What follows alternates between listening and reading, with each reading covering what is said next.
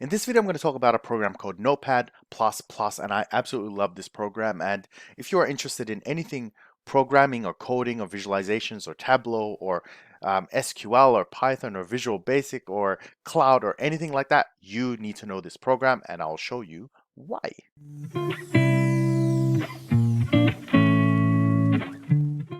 All right, so this question actually came from Joe Parsley. Notepad++, when I go to the website, it says it can't be reached. I've done a Google search, but nothing seems to come up. Are there any alternatives or another website that I can get this program for? So not sure what's happening. I'll have to check the link and make sure. This is kind of like the first time I've heard that there seems to be an issue. Could be something on the Notepad++ end. So let me show you how you get there. Simply go into Google and type Notepad++. We're going to go into downloads. Okay, I'm going to zoom out a bit. Oh, this does look different. Yeah, this does look different. You can see here. So what I'm actually going to do is I'm just going to go and click current version, right? And it should give me an option of which bit it is, but personally, I feel like I never ever looked at that. All I did was I went to latest version and I went download. Now, if you're doing this on a Mac, I have no idea how it works. I don't use Macs. It is against my personal belief system. No, I'm joking. I'm joking. I like Macs. I just don't use it for my professional work. So you just go download, and that's pretty much how you get the app. If you still have issues or something like that, just drop me a comment and let's have a look deeply as to what's going on. So let me show you what this program does. Okay, so I'm going to bring this up here. I'm going to open a new one. This is Notepad++.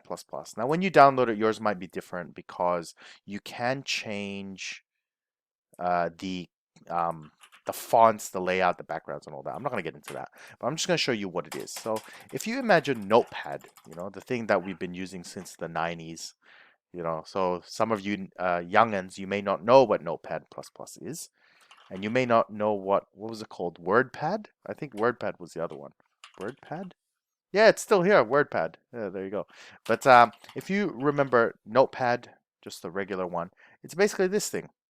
Okay, this thing has been around forever, and you can type whatever you want. It's just text, right? So when you open up CSV files or TXT files or JSON, XML, I mean, you can open it up in here and just read it as a text. That's all it is. So what Notepad++ does, it's been designed specifically for programmers. So for example, let's say I'm doing SQL code. And you don't need to know SQL for this, but let's go. I go select, and I've got a field 1 as name, field 2 as age, field 3 as location, from data set here. Okay, left join to data right on. I'm gonna say field.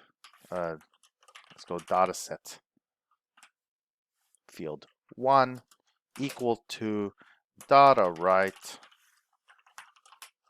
dot age. So age 2, something like that.